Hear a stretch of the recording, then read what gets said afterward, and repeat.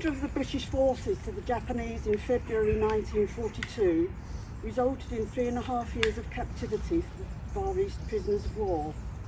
They were forced to engage in hard labour, constructing railways, roads and airfields, and working in mines, shipyards and munition factories. The Thai-Burma Railway, the Death Railway, is perhaps what most people think about when the war in the Far East is mentioned.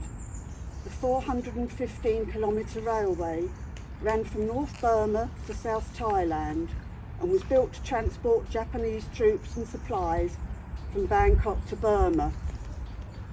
Terrain included sheer rock and dense jungle.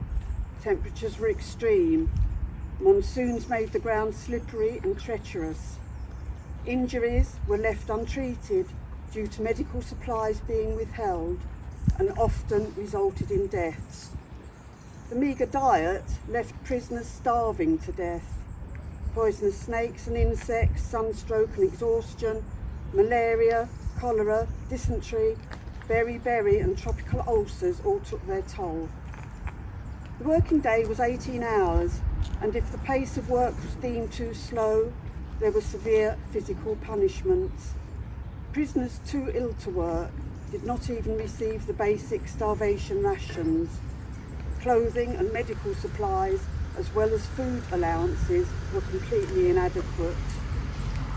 The railway included Hellfire Pass, on which Dad worked, and the bridge over the River Kwai. Hellfire Pass was so called because the sight of emaciated prisoners labouring at night by candlelight was said to resemble a scene from hell.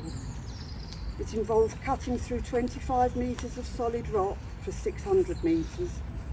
The bridge over the River Kwai spanned about 250 metres and was about 15 metres above the river. To drive in the sunken piles, men had to work all day in the water. All the work was done by hand with the bare minimum of basic tools and without machinery. I can remember Dad saying they tried to get elephants to do the heavy lifting, but found it easier to do themselves. No proper records were kept of the railway deaths, but the toll is estimated at well over 100,000. One life lost for every sleeper laid. Dad worked with H-Force, where the death rate was nearly 30%. No wonder it is known as the Death Railway. Following the bombing of Hiroshima and Nagasaki, the surrender of the Japanese brought the war in the Far East to an end on August the 15th, 1945, VJ Day, 75 years ago today. Prisoners returned home to carry on their lives after being warned not to tell relatives and friends of their experiences in case it upset them. Dad, weighing 5 stone but with amazingly few physical problems, returned to the apprenticeship he started before the war and got on with his life, but with illnesses and memories that would plague him forever. One of my earliest memories is being woken up by his nightmares.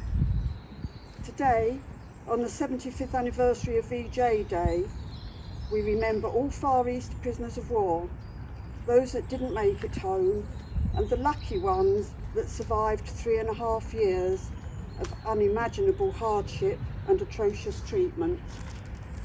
And I would like to just mention the Harlow prisoners of war, 10 of them.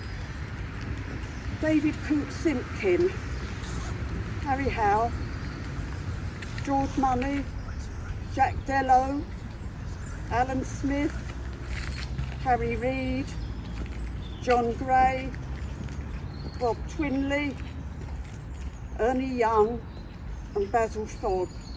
We remember them all.